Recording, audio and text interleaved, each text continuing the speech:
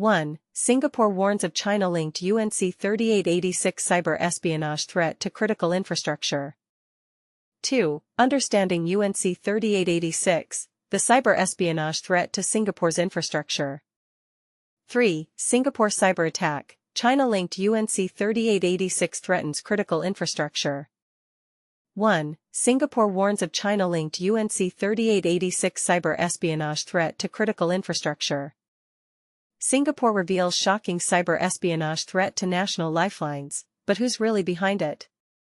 Singapore sounded a major alarm this Friday, confirming it's actively battling cyberattacks targeting the very foundations of its society.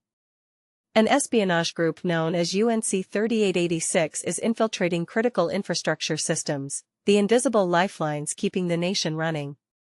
This isn't just disruptive tech trouble, it's a direct assault on national security with potentially devastating real-world consequences.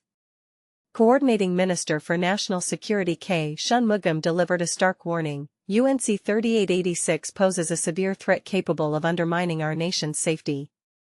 They're systematically targeting high-value strategic assets, specifically, the vital infrastructure delivering essential services we all depend on.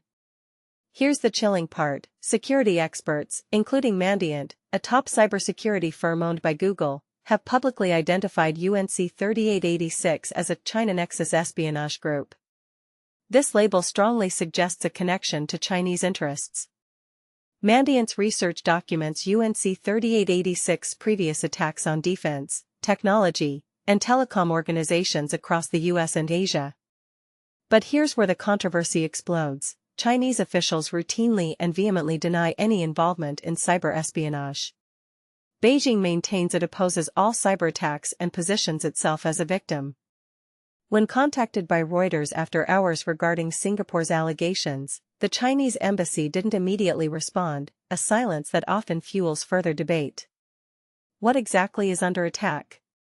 Singapore's cybersecurity agency lists these critical sectors: our energy supply, water systems, banking and finance networks, healthcare providers, transport networks, government operations, communication channels, media outlets, and security/emergency services. Imagine the chaos if any of these were crippled. Minister Shanmugam withheld specific attack details or known consequences, citing serious security risks, a common but frustrating necessity in such sensitive cases. And this threat isn't isolated. Just days ago, Reuters reported that Chinese-linked hackers also targeted Taiwan's crucial semiconductor industry and investment analysts. It paints a picture of a sustained, sophisticated espionage campaign. So, what's the real story? Singapore faces a clear and present danger to its essential systems from a group experts linked to China. Yet China flatly denies it all. This creates a massive disconnect. Where does the evidence point versus the official denials? Does this incident reveal a dangerous new front in cyber warfare targeting national survival? What do you think? Is this undeniable proof of state-sponsored aggression, or could the attribution be flawed? Let's debate below. Do the facts support Singapore's concerns, or is the China link premature? Share your perspective in the comments. 2. Understanding UNC3886, the cyber espionage threat to Singapore's infrastructure. What exactly is UNC3886, the group that has launched an attack on Singapore's vital information infrastructure? Singapore, the critical information infrastructure of Singapore is currently under siege by a cyber espionage group known as UNC3886. This group is classified as a state-linked advanced persistent threat (APT) actor, posing a significant risk to national security across various nations, including Singapore itself. For the first time on July 18, Coordinating Minister for National Security Shanmugam publicly identified this threat, stating, UNC3886 poses a serious threat to us and has the potential to undermine our national security. Even as we speak, UNC3886 is attacking our critical infrastructure right now. So, what is UNC3886? Are Singapore's essential services truly at risk from this attack? The Straits Times provides insights into this situation and the nature of APTs. Initially detected in 2022 by the cybersecurity firm Mandiant, UNC3886 is believed to be a cyber espionage group linked to China. The group's operations are characterized by their persistence, focusing on intelligence gathering and long-term surveillance. The acronym UNC stands for Uncategorized or Unclassified, indicating that industry analysts have yet to formally categorize it. However, as Mr. Shanmugam pointed out, this does not diminish the threat it poses. Mr. Vivek Chudgar, Managing Director of Mandiant Consulting for the Asia-Pacific and Japan regions, described UNC3886 as exceptionally skilled. He noted that the group operates in a sophisticated, cautious, and evasive manner, primarily targeting defense, technology, and telecommunications organizations in both the United States and Asia.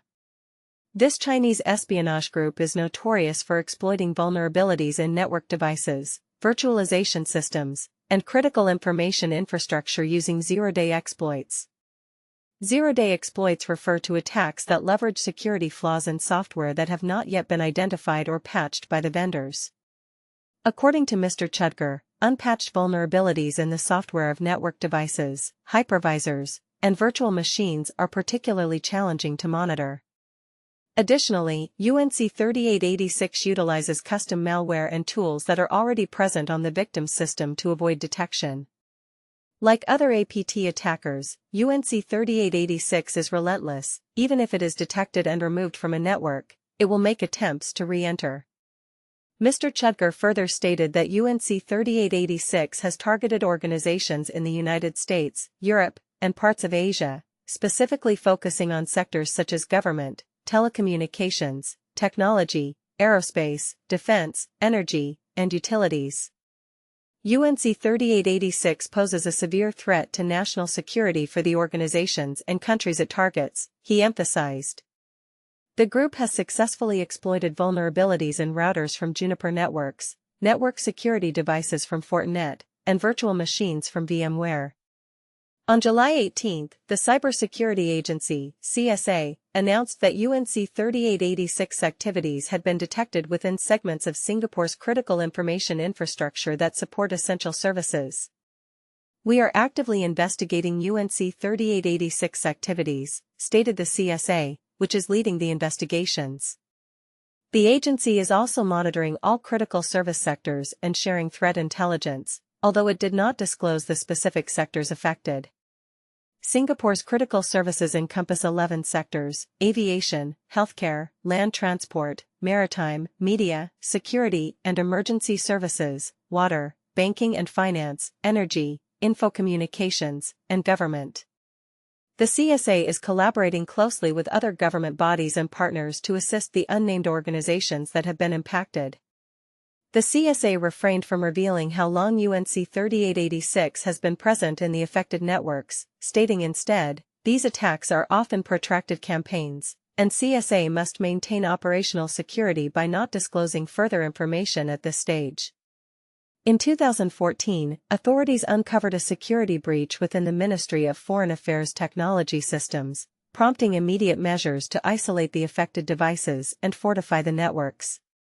In a notable incident in 2017, the National University of Singapore and Nanyang Technological University experienced intrusions in their networks, marking the first sophisticated attack against universities in Singapore. Although no classified or personal student data was compromised, the attackers were believed to have targeted these institutions to steal government and research data, as they were involved in government-linked projects related to defense, foreign affairs, and transport. Then, in 2018, Singapore faced its most significant data breach, which involved the personal information of 1.5 million patients, including that of then Prime Minister Lee Hsien Loong.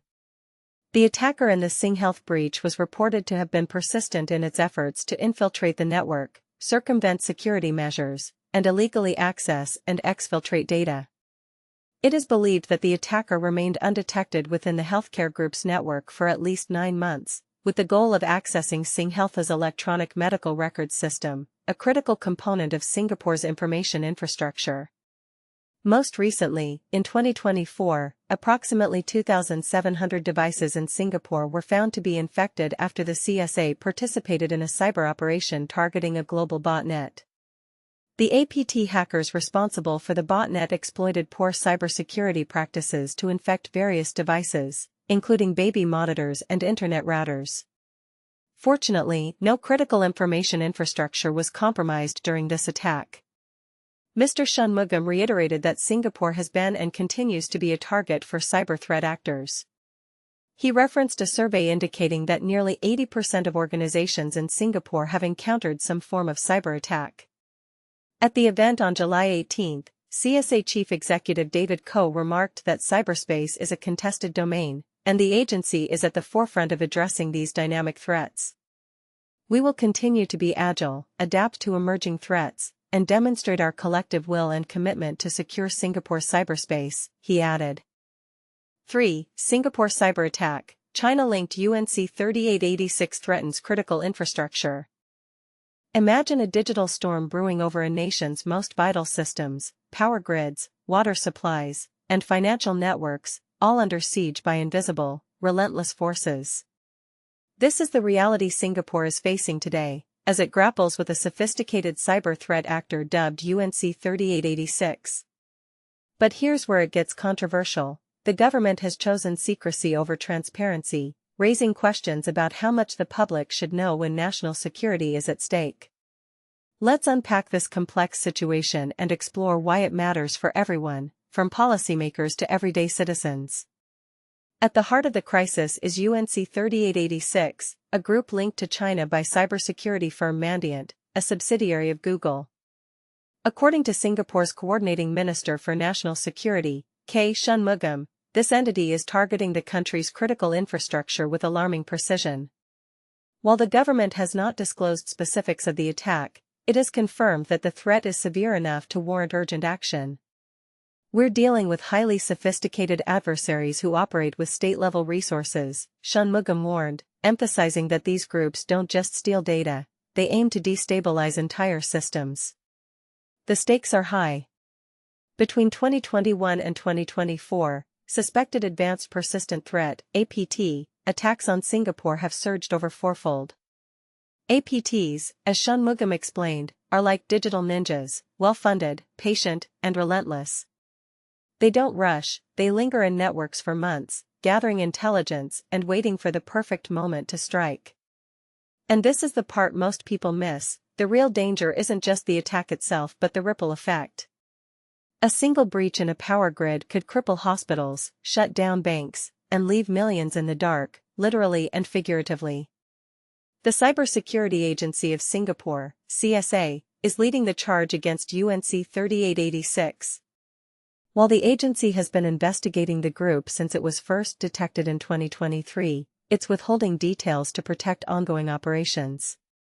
Preserving operational security is non-negotiable, CSA stated, adding that it's actively sharing threat intelligence with critical sectors like energy, healthcare, and finance. But critics argue that this secrecy could backfire. If the public doesn't trust our systems, businesses might hesitate to invest here, one industry analyst noted, a point Shanmugam himself acknowledged. The global context adds another layer of complexity. Groups like Salt Typhoon, linked to China's Ministry of State Security, and Volt Typhoon, suspected to be backed by the People's Liberation Army, have already targeted U.S. telecoms and infrastructure. The Washington Post revealed that Salt Typhoon infiltrated major U.S. carriers to intercept communications of top officials, while Volt Typhoon compromised electric grids. These aren't hypothetical scenarios, they're real-world examples of how cyber warfare is blurring the lines between digital and physical conflict. And this is where the debate deepens. Should nations like Singapore prioritize open collaboration with allies to counter these threats, or is isolation the safer bet? Shanmugam painted a grim picture of the cyber landscape. The world is more dangerous now than a decade ago.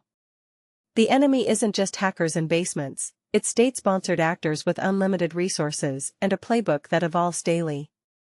Even residential devices like home routers and baby monitors are being weaponized to build global botnets capable of crippling critical services.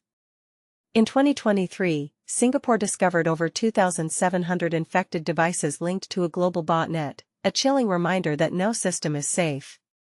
The minister's message was clear: Singapore must rethink its approach to cybersecurity. This means scrutinizing supply chains, vetting vendors, and accepting that some attacks will inevitably succeed. We can't trust everything, he said, hinting at potential restrictions on foreign technology. But here's the rub: how do you balance security with innovation? If Singapore becomes too restrictive, will it stifle the very digital economy it depends on? The implications are far-reaching. A cyber attack on Singapore's power grid, for instance, could trigger a cascade of failures in water supply, transportation, and healthcare. Economically, the fallout could be catastrophic: banks would freeze, airports would shut down, and global trade could stall. And let's not forget the psychological impact. If businesses lose confidence in Singapore's digital resilience, the country's reputation as a global hub could crumble. So, what's next? Shanmugam urged a realistic approach: invest in defenses, collaborate internationally, and prepare for the worst. But the question remains: are we ready to accept that in the digital age, even the most secure systems are vulnerable? Share your thoughts. Do you believe transparency or secrecy is the better path for protecting national security in a hyperconnected world?